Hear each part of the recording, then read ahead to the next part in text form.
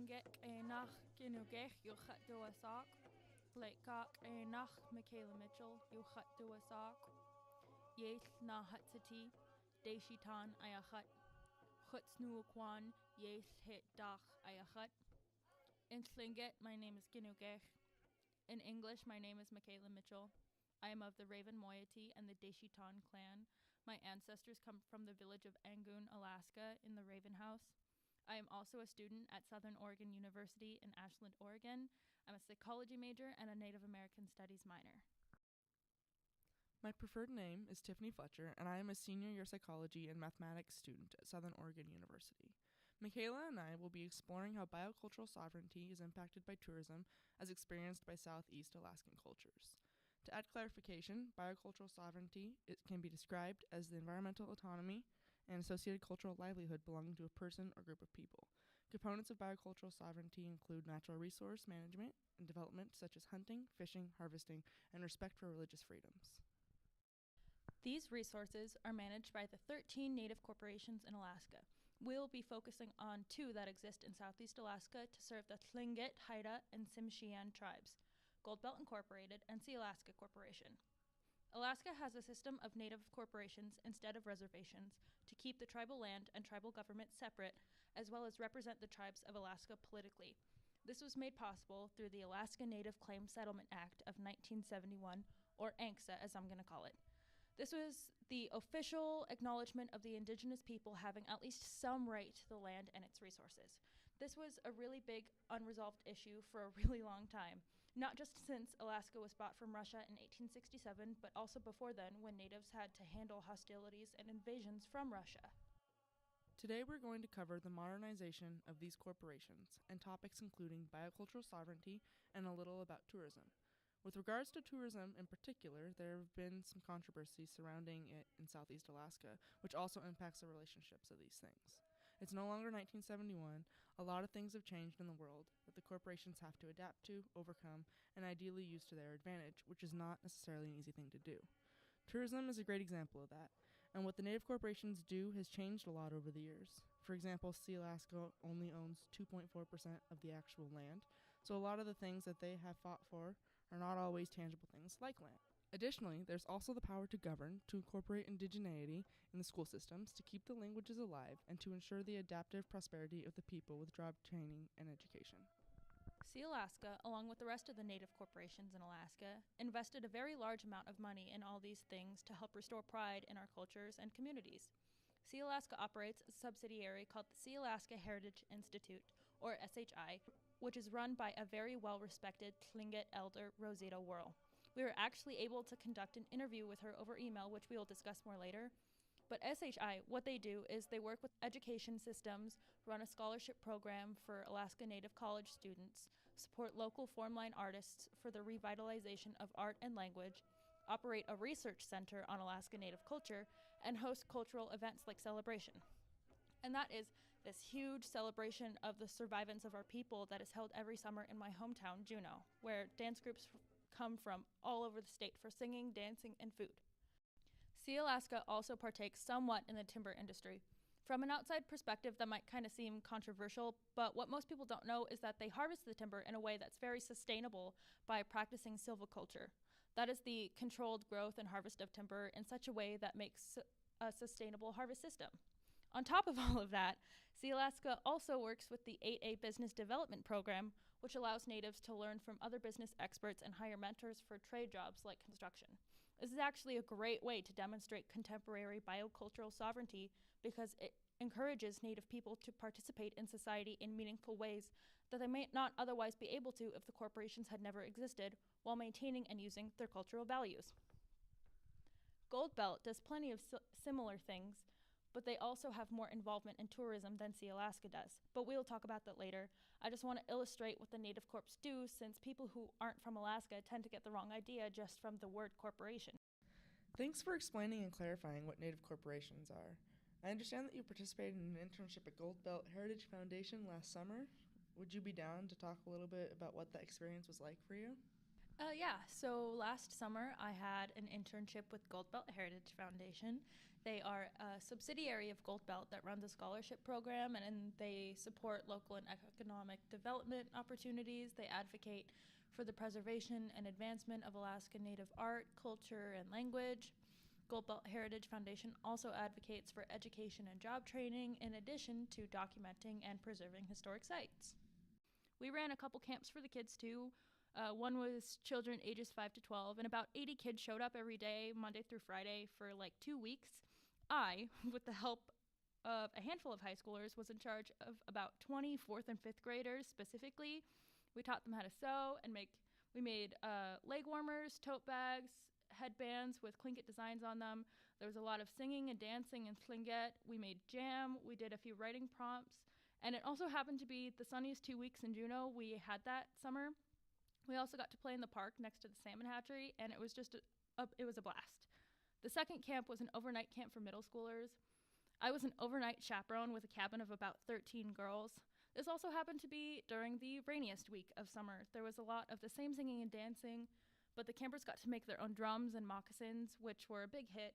They also got a Tlingit language lesson by Joseph Marks and his dad Paul Marks, which was the most well put together language lesson I have ever seen.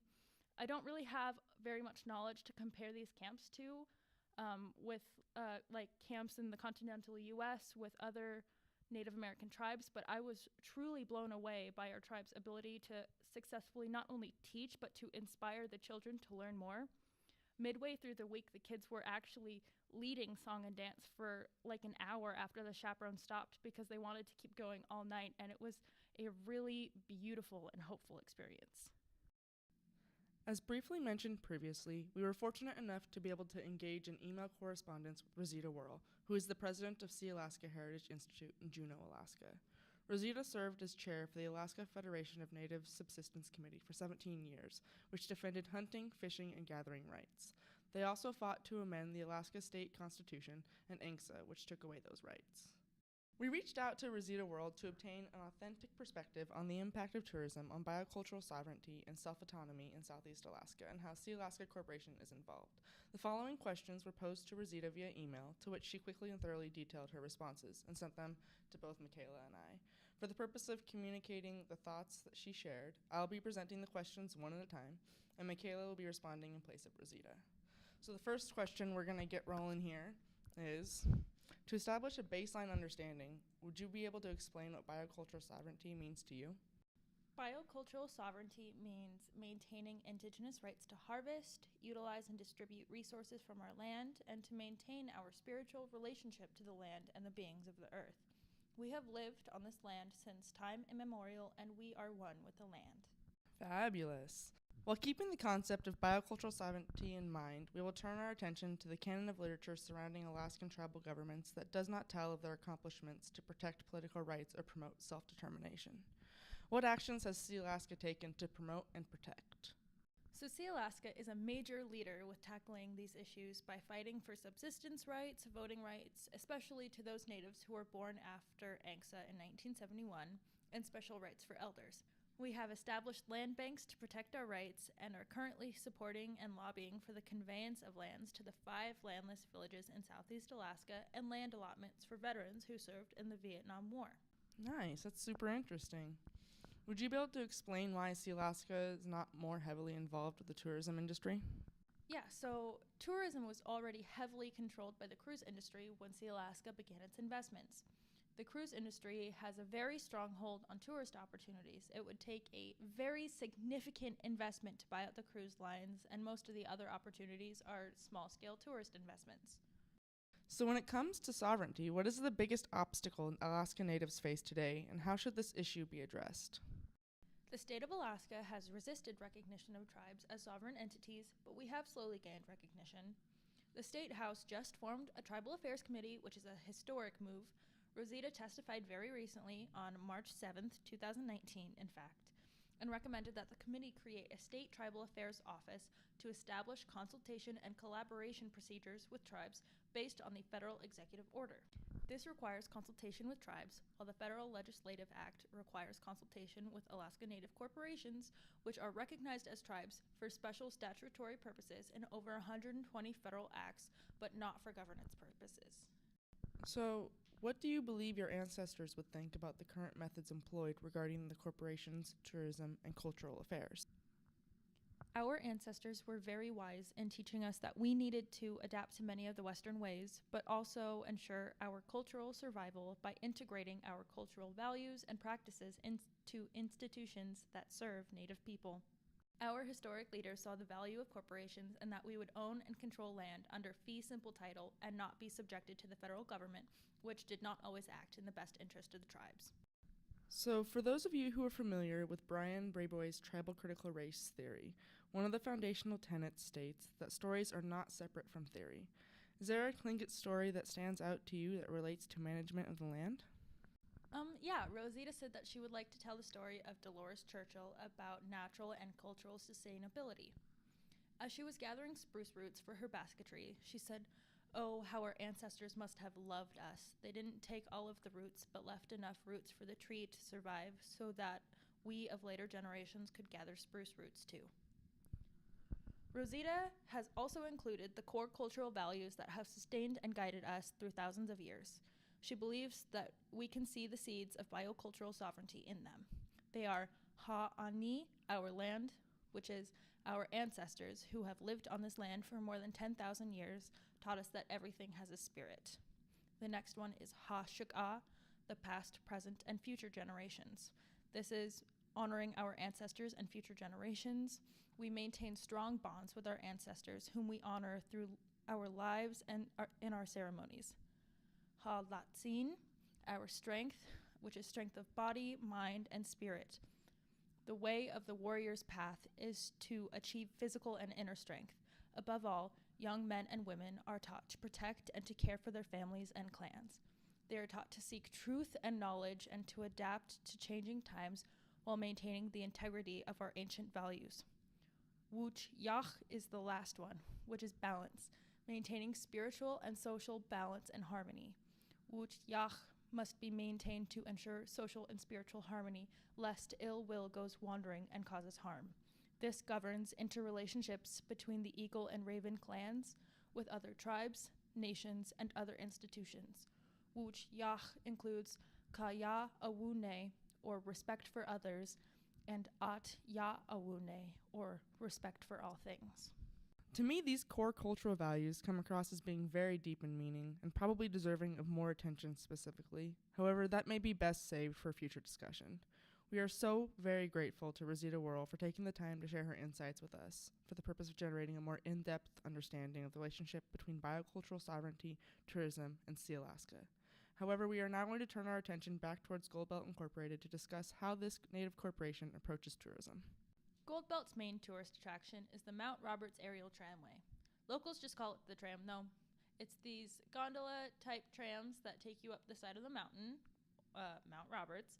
Up there's this really nice restaurant and a couple gift shops, classic tourist attraction stuff, but there's also this small theater which every 30 minutes or so or something like that plays this informational video on the native tribes and the land and how we have lived here since time immemorial and about how we plan to keep our traditions alive forever. At the top, there's this hiking trail that takes you to the crest of the mountain. The tram is only about halfway up the mountain, and you can actually take the trail all the way back down to downtown Juneau, too. The whole endeavor takes about 5 hours or so. The trail has a bunch of carvings in the trees of native artwork with different clan crests and the lovebird symbol and things like that. It's really beautiful. I think that it is a perfect way to get involved in the tourist industry while not going against Alaska Native values. After hearing the knowledge and wisdom imparted by Rosita Worrell and having assessed various concepts, we now have a more in-depth understanding of the relationship between tourism, biocultural sovereignty, and Native corporations in Southeast Alaska. Now, with this in mind, how can the preservation of biocultural sovereignty and Native self-autonomy in this region be empowered going forward? I think it's really important to realize that tourism has negative effects on the environment and also occasionally on our self-autonomy as Alaska Natives because it exploits our land in a way that doesn't always reflect on our indigenous values, but it's also virtually impossible to prohibit tourism in the area altogether. A very large percent of the city's income is from the tourist industry, and we would not be able to survive without it. In addition to that, buying out the multi-billion-dollar cruise ship industry to replace it with something that fits more with our tribal ideals is not really in our current realm of possibility.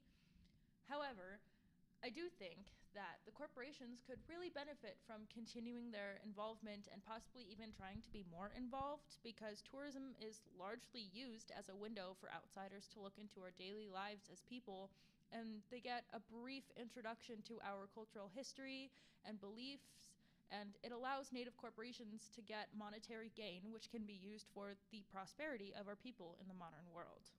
Mikayla and I are deeply appreciative of every individual who contributed to make this possible. We would now like to take this opportunity to thank everyone who took the time to listen to our podcast. We hope that you were able to gain something from the information discussed and maybe even have obtained an increased understanding of our world.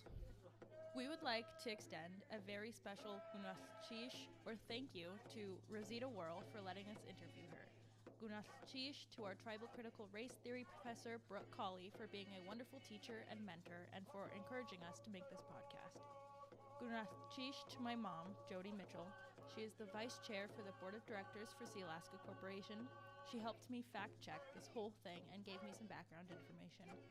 Gunaschish to Edwell John Jr. for giving us permission to use this music for our background music, as well as the Angoon Native dancers for performing the song in 2014 at A&B Hall. Gunaschish again to whoever is listening. We hope you had a great time.